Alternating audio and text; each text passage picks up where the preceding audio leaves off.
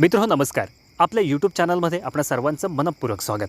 रत्नागिरी जिल्ह्यात एकूण 5 assembly seats आहेत. त्यापैकी चिपळूण संगमेश्वर मतदारसंघात सर्वात चुरशीची आणि लक्षवेधी लढत होती. परंतु मित्र ह्या लढतीचा निकाल धक्कादायक लागू शकतो. 2019 साली सुद्धा अटीतटीची लढत म्हणता शेखर निकम 27,000 मतांनी विजयी झाले होते. यावेळेसही असंच काहीसं वातावरण चिपळूण संगमेश्वर मतदारसंघात दिसतंय. यावेळेस महाविकास आघाडीचे प्रशांत बबन यादव धक्कादायक निकाल नोंदवू शकतात. या मतदारसंघाशी संबंधित असे अनेक फॅक्टर्स आहेत जे प्रशांत बबन यादव यांना विजयाच्या समीप पोहोचवू शकतात. मित्रहो, याच फॅक्टर्सना जाणून घेण्यासाठी हा व्हिडिओ शेवटपर्यंत पहा आणि आपल्या यूट्यूब चॅनलवर जर नवीन असाल तर चॅनलला सबस्क्राईब करूनच पुढे चला. मित्रो, पहिला फॅक्टर आहे Vashishti milk and milk product.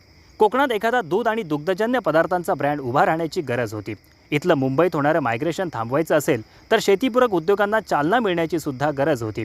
आजवर कोकणात निवडून आलेल्या लोकप्रतिनिधींचा विकास, रस्ते, पाखाडी, नळपाणी योजना याच्या पलीकडे कधी पोहोचला नव्हता. परंतु कुठच्याही संविधानिक पदावर विराजमान नसलेल्या प्रशांत यादवांनी हे आव्हान पेललं आणि वासिष्ठी मिल्क अँड मिल्क प्रोडक्टची स्थापना झाली आणि नव्या कृषी क्रांतीची नांदी वाजवली गेली. आज सुमारे 10,000 शेतकरी वासिष्ठीशी जोडले गेलेत. रोजगाराचं हक्काचं साधन शेतकऱ्यांसाठी निर्माण झालंय. कोकणातील तरुण पिढी वासिष्ठीमुळे शेतीशी जोडू पाहते, पण यासाठी वासिष्ठीचा प्रयोग खऱ्या अर्थानं यशस्वी व्हायला हवा. वासिष्ठीशी जोडलेले शेतकरी, एम्प्लॉईज, हितचिंतक यांना वासिष्ठी यशस्वी होण्यासाठी प्रशांत यादव विजयी व्हायला हवेत असं मनापासून वाटतंय. आणि म्हणूनच मित्रो, प्रशांत यादव विजयी झालेच तर त्यांच्या विजयात वासिष्ठी हा अतिशय महत्त्वाचा फॅक्टर ठरलेला असेल. मित्रो, दुसरा फॅक्टर आहे चिपळूण नागरी पतसंस्था. आर्थिक अडचणीच्या वेळेस सहज कर्ज उपलब्ध करून देणारी वित्तीय संस्था म्हणून चिपळूण नागरी नावारूपास आली. पतसंस्थेच्या 50 ब्रांचमुळे रोजगार निर्मिती झाली, व्यवसाय उद्योगांना वित्त पुरवठा झाला. आर्थिक गरजेच्या वेळेस ज्यांचा सिबिल खराब आहे, ज्यांना गव्हर्नमेंट सर्वंट जामीन मिळत नाहीत, अशांसाठी चिपळूण नागरी नेहमीच तारणहार ठरली आहे. चिपळूण संगमेश्वरातील अनेक राजकीय नेतेसुद्धा चिपळूण नागरीचे कर्जदार आहेत. मागच्या 6 महिन्यात पतसंस्थेची वसुली शिथिल करण्यात आली आहे. कर्ज पुरवठासुद्धा नव्या कर्जदारांना चांगल्या प्रकारे करण्यात आला आहे. या सर्व गोष्टींचा परिणाम मतदानावर नक्कीच पडेल, यात शंकाच नाही. मित्रो, प्रशांत बबन यादवांच्या विजयातला तिसरा आणि अतिशय महत्त्वाचा फॅक्टर आहे स्वतः शरद पवार. शरद पवारांची सभा ज्या मतदारसंघात होते तिथे विजय पक्का मानला जातो. शरद पवारांची बहुधा ही शेवटची निवडणूक असावी आणि म्हणून शरद पवारांना मानणारा वर्ग नक्कीच पवारांच्या श्रद्धेपोटी प्रशांत यादवांच्या नावासमोरील बटन दाबेल, यात सुद्धा मित्रो कोणतीच शंका नाही आहे. मित्रो, चौथा आणि अतिशय महत्त्वाचा फॅक्टर असेल उद्धव बाळासाहेब ठाकरे गटाचं सहकार्य.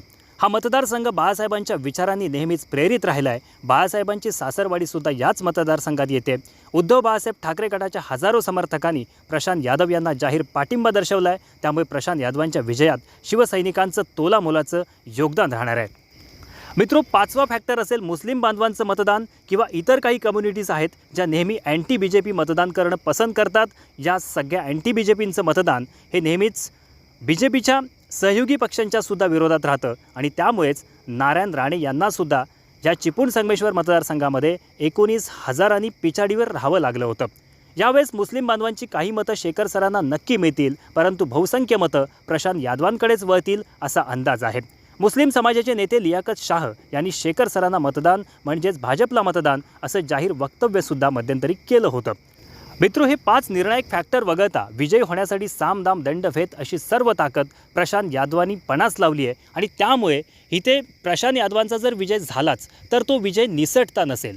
4-5 हजार मतांनी होणारा विजय नसेल तर इथे प्रशांत यादवांचा विजय झालाच तर तो बऱ्यापैकी चांगल्या मताधिक्याने झालेला विजय असेल असं म्हणायला काहीच हरकत नाही आहे. असं वातावरण सध्या चिपळूण संगमेश्वर मतदारसंघामध्ये गावागावात पाहायला मिळतं आहे. विशेषतः संगमेश्वर तालुक्यामध्ये तुतारीचीच हवा बऱ्यापैकी पाहायला मिळते. मित्रो, एवढं बोलून इथेच थांबतो. जर आपला व्हिडिओ आवडला असेल तर नक्कीच शेअर करा आणि मित्रो आपल्या यूट्यूब चॅनललासुद्धा आवर्जून सबस्क्राईब करा. धन्यवाद.